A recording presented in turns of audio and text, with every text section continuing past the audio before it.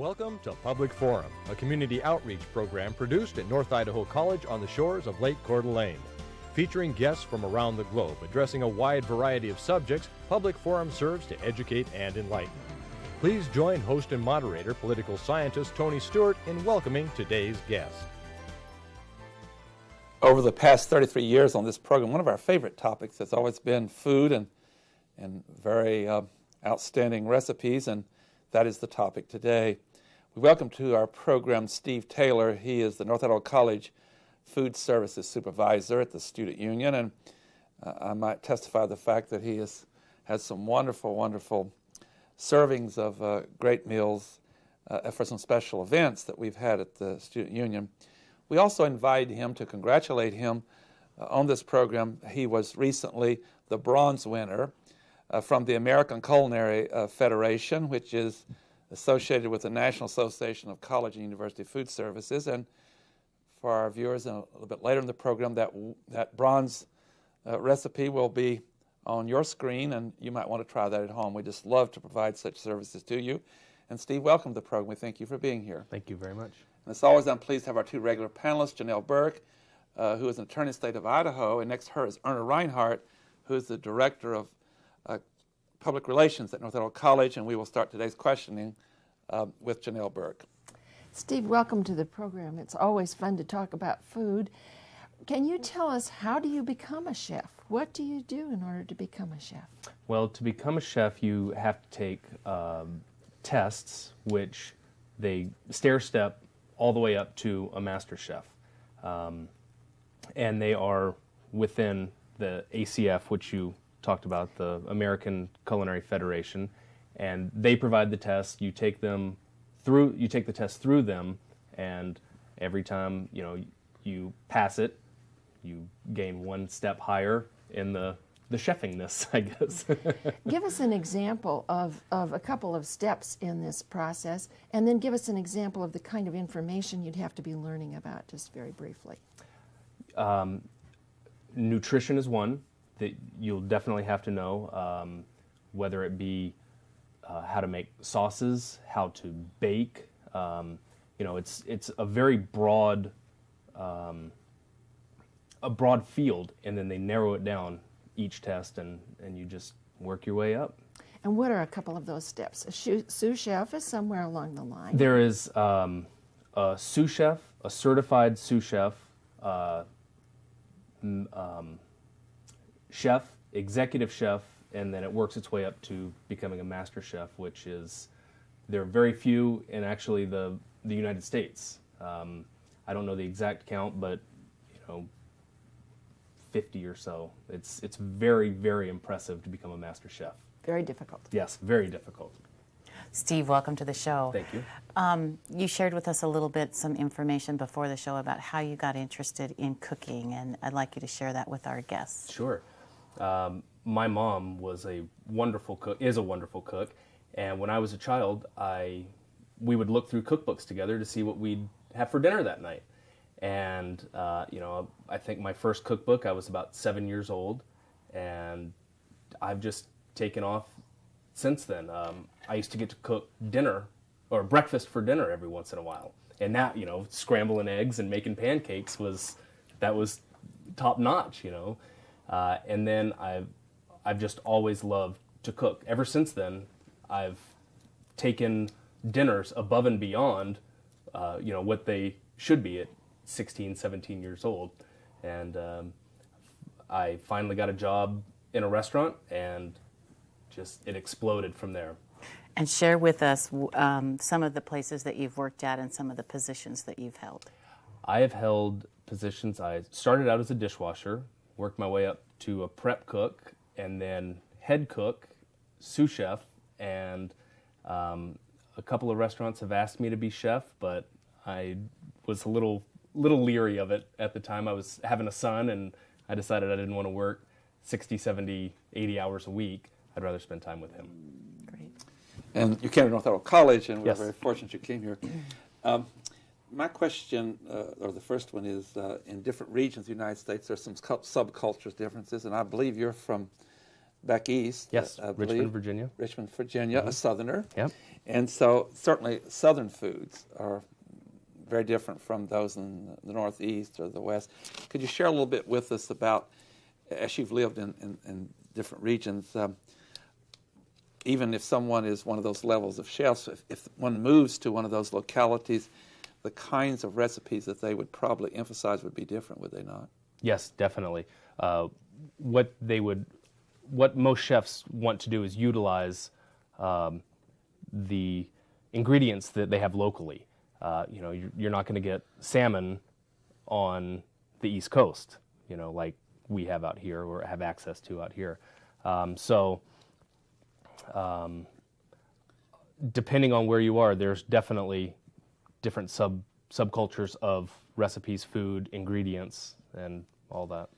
The other thing is that when you are working for a very famous restaurant, we have another person on our campus that has done so in Chicago, Mr. Schultz, who is in charge of the culinary art program for our students here.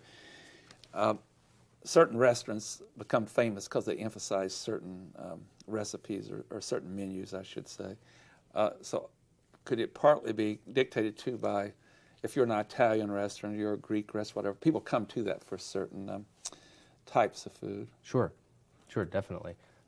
People get the craving to have Mexican food, and if it's top-notch Mexican, then you'll have people coming back and word of mouth and telling everybody else about it. So if you have a specialty in a certain area and then you move to a different restaurant, there might be a lot of learning process because you've not emphasized those particular foods. Correct. That's one of the best things about the culinary field is it's always changing. Whether it's trends, ingredients, it's always changing. You'll never learn everything about it.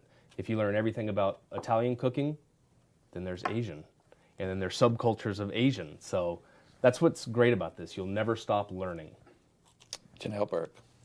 You were recently in a contest, and very successfully so. Yes, ma'am. How does this contest work?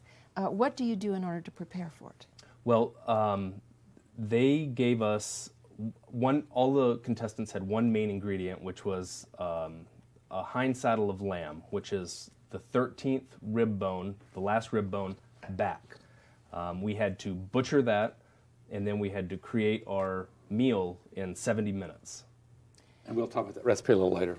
We'll talk about that, but so that's what they do. They give you this, and how long in advance do you get that single ingredient? I think we actually get it right there at the competition. Oh, Right. So you don't have any time to prepare ahead of time. No, so ma'am. what did you do to prepare? I mean, what kinds of things did you do? Study some on various things? I did. I looked at a meat buyer's guide and looked at the actual piece of meat looks like, and looked on the internet about how to butcher it because I'd never even seen that piece of lamb before, and then you just kind of study your recipes and just think everything you need to do in your head and how to execute those recipes. Do you think it's important to have special ingredients in a contest like that? Some of the contestants had extremely special ingredients, but I tried to keep it really simple because we only had 2 pans to work with, 2 burners to work with, and I wanted it to be as simple as possible and have the most flavor, the most bang for the buck. Now, when they judge, what are the components of the judging? Is it looks? Is it taste? I mean, what goes into the judging? It's everything. It's visual, the taste, how it's actually presented on the plate, doneness, the butchering, the cuts. We had to have 2 classic cuts of vegetables in the dish, and just overall. All right, Reinhardt. Steve, tell us a little bit about how different it is in your current position cooking for college students compared to your previous experience working in restaurants. It's a completely different experience. What I actually really like about it is the fact that, the price point we have it's got to be pretty low. So it makes me look for inexpensive ingredients, inexpensive quality ingredients to make taste like very expensive ingredients. Just to take these and bring them up as high as I possibly can, to make a great meal for these students at a good price. And you, I think if this is correct, you work the evening shift, so you are mostly cooking the dinners for the Correct. residence hall students. Correct. And what is your goal in doing that? To have them looking forward to coming to dinner. I want to keep it as keep a variety and keep the taste and quality there, and at a fair price. It has to be at a fair price. Give them as much as they possibly can get, with as much flavor and as much as they can get. Excellent. I have to add, Ernan, you have sampled this. In addition to those responsibilities, during our symposiums and lecture series, we have guest model of the United States, and Steve prepares that menu. And I have to say that some of our guests that were here this year said that this is the greatest hospitality they had had anywhere in the country. So Right. It's a great compliment to all our people on the campus for different reasons, including your menu. I had promised the viewers, and we must keep our commitments. If our viewers would get a pen, or maybe you're recording this on your VCR, we're going to give you the recipe of the menu item that Steve used when he won the bronze this year in the American Culinary Federation contest, which is a great honor. I believe it was held in Wyoming. And the recipe's gone up on the screen. Now, if they'll keep it there throughout our discussion, we'd appreciate it. And you can see it there too, Steve, if you wish to go there. Now, first of all, you had about a 6 or 8 ounce piece of lamb, which Correct. you've already described and the kind of cut it was. And now, then you would just take us through this recipe from that point. Sure. You just want me to do the Yes. pine nut? And explain that to us. Okay. Well, what I did first was I toasted the pine nuts in a dry pan, just until they became fragrant and kind of a golden brown. I added the extra virgin olive oil. And you also have there how much, for example, Correct. 1 1/2 ounces of the Pine nuts, right. Okay. And then about a tablespoon of extra virgin olive oil.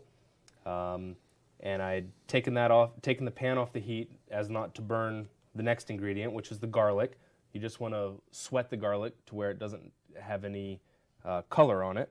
And that's chopped garlic. Correct. And that was 1 tablespoon. 1 tablespoon. And then I added 2.5 cups of chicken stock and 2.5 cups of cream. And how had you prepared those? Actually, both of those were just purchased. I got Okay. chicken stock out of from the grocery store. And you didn't have to heat that in advance. No, and that's what I'm doing here. After I add those two together, Okay. bring that up to a simmer. Slowly whisk in 1 cup of cornmeal, and you're going to let that cook for about 15 minutes or so. And then add salt and white pepper to taste. What do you mean by to taste? Well, what you want to do is you want to taste your polenta first, and then add some salt, stir it in, and then taste it again, and just to your specific taste. So it's not just so much measurement. It's, No, It's, no. Okay.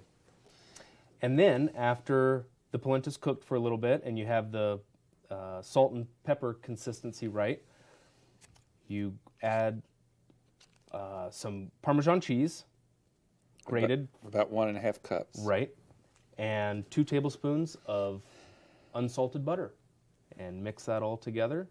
And it says cubes, so you don't melt the butter in advance. No, you don't have to, Okay. because the heat from that will melt it. What kind of pan is best for this? Is this a saucepan or a skillet? A large saucepan. Okay. And I believe that we're going to show a couple other things from our wonderful staff. They'll come up on the screen. One of them is going to be here. You can see this is share with us what this was. This is the kind of display of This is, it looks like the recipe. in the book itself. Correct. Yeah. And then they're going to show us the final product of the menu, the item, what it looked like, or the serving. I believe it's coming up on the screen. And there's what it looked like at the end. That was the finished product. Well, congratulations. And how many people were in this contest? There were 7 of us, Okay. and several of From them... around the different states. Correct. Well, congratulations. Thank you. I'm sure some of our viewers will do this, and we would love to hear from them and see how the family reacted to that wonderful menu. Janelle Burke. My next question has to do with how many judges there were and whether there were some who were very interesting. There were 3 judges, and one of them has become my idol, actually. He's a master chef from Germany, a certified master pastry chef. And he's from Germany. He is over 70 years old and an amazing man. Cooking, still cooking. Still cooking, still giving demonstrations, and I learned a lot from him just in the little bit of time that I got to spend with him. And I want to ask you about duplicating recipes. Can you add, you cook for a great number of people, students, and you probably have very large groups that you cook for on a regular basis.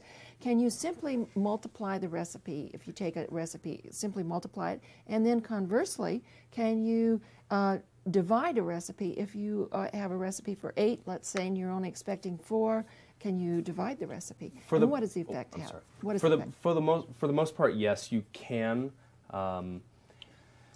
It's the way I cook is I cook to taste, and I know what it takes to get to where I want to go. So most recipes, I would say yes, you can just cut them in half or double them, because we do a lot of that over in the Student Union building.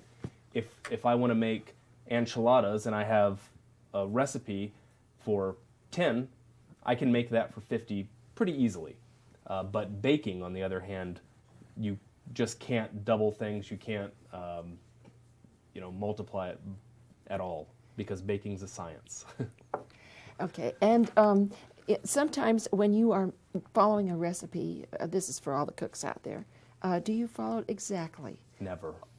Oh, that was really shocking. That was a loaded question. Yes. But it is so often that we look at something and we think, just a little bit more would be Sure. good. Or just a little bit less. Maybe I don't want it to be quite as rich as it calls for. Exactly. My taste is a little less sweet than perhaps someone else's. And that's, again, it goes back to the to taste.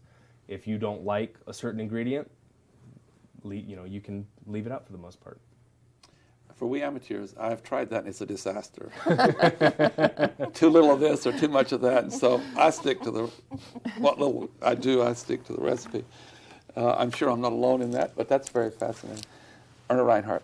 Steve, in this competition where you fared so well, you didn't have a choice of what to cook. They handed you the piece of lamb, and then you were to make up the side dish, which was the polenta. But Correct. If you had your choice of things that you would enjoy doing, what kinds of cooking, what areas of cooking do you really enjoy doing? I like challenges. I like to, and variety are 2 things that I like. I'll go from Asian to Italian to Mexican to, anything and everything. There's nothing that I don't like, and I like a challenge. Excellent. Yeah. Who's your favorite chef? Fritz, the gentleman that I met in Wyoming, the master chef. He is Excellent. phenomenal. Now, when you went there, you didn't know it was going to be lamb. It could have been... I knew a month in advance what it was going to be. It's lamb. Right. But not what the cut would be and all of that. I knew All of that? they told us exactly what it was going to be, but I had never seen what that was. piece of meat before. So I was under the misimpression that it might be a steak or it might be chicken or whatever it might be. It could be next year. But you always know in advance the meat. Shortly, itself. yeah. Could you share with us, without going through the entire recipe, but the winner that came in first, how was that recipe different from the others? He did a coffee encrusted lamb, I believe. It was very strange, and what got him in, I think, was the Spätzle, which is a German dish, and 2 of the judges were German. and he did it well. So yeah. Well, you know, he's very intelligent, isn't he? Yes, he is. Knowing that 2 of the 3 would be. You might consider that next time to find out. As long as I know the judges, I'd Yeah, go with German. if you get 2 Italian judges, you know, Right. go that route. That's interesting. In addition to that, while you were there, did you have a chance with these wonderful chefs and with others that were there to share other information other than this menu and learn about other things? I learned about other colleges and other how other food services work, and they all basically work the same. You know, we all have our same problems, and we all have our same challenges. So there was sharing the notes in that way. Very much so. Yeah, it was great. Were they sharing of any other recipes? People are pretty protective of those. Yes, they are. I've noticed restaurants are that way. When you have a wonderful menu and you say, "Can I get that recipe?" and they say no. Nope. I don't blame them because that's how they get their customers. Janelle Burke. Please tell us some tips that you would have for cooks out there, people who are cooking on a regular basis and they want to improve the quality of their cooking. What kinds of tips would you have? When you have someone come into the college who's perhaps now a new employee or whatever, what kinds of tips do you give them about cooking? Well, first I would have to say keep it simple. Have 3 or 4 main ingredients and showcase those instead of adding, just layering ingredient on top of ingredient. Then you start losing them. But if you showcase 3 or 4 different ingredients, that's the way to go. You'll enhance the flavor and you actually get each one of those flavors and use the freshest ingredients possible. And local. Very good tips. How about some more? Those were so good. Are you preparing a menu for your I'm guests? thinking about it. What about presentation? What tips would you have for presentation? Presentation, to me, that is the first thing that sells a dish. When your eyes accept it, then everything else is going to follow behind. Lots of color, again, fresh ingredients, lots of color. Height is always good. And with presentation, I really like different textures. So you have crunchy and soft and smooth and spicy and a little bit of just different altogether, and it makes them work very well. Great, thank you. All right. I'm going to follow Janelle's line of questioning Okay. since we have you here. Same motive. We're learning a lot. aren't we? Exactly. I am not a red meat eater, a big red meat eater, but I live in a house full of people that love to have a good steak. And when I go to buy a steak, I am never quite sure what to look for. I have been told that marbling is good. Can you give us some tips on picking out different kinds of steak and maybe what to look for? Is there one kind that's good for the grill and maybe another kind that's good for a different application? I say ribeyes. All right. And that's hands down, that's my favorite steak. You can do anything with it. You can pan sear it, you can broil it in the oven, you can cook it on the grill. And my motto is fat is flavor, and if it has a lot of marbling in it, then it's all right with me. Excellent. Another tip I think that you could help our viewers with, suppose you've been invited to do a private party, and there's going to be 10 or 12. And before you decide upon the menu, is it very wise to whoever's hosting this party to find out some background of the guests, what they might like? I'll give you an example. I think it's about 10% of the people are very, very allergic to shellfish. And I was at this very wonderful party. It was just such a gorgeous party. And they had a crab salad, and I'm deathly allergic to that. And so they were totally embarrassed. And everyone could eat except me, and so they had to go prepare something else. So why don't you give some tips on that to people who are preparing for guests, what they might try to do that would be helpful to them? Well, I actually have something coming up this summer, and I've been emailing the host and asking her if there are any dietary needs in the family, if there are any vegetarians, just as many questions as you can ask. If you cover all your bases, I think that then it unfortunately falls upon the host. But the more questions you ask about that, the better it is.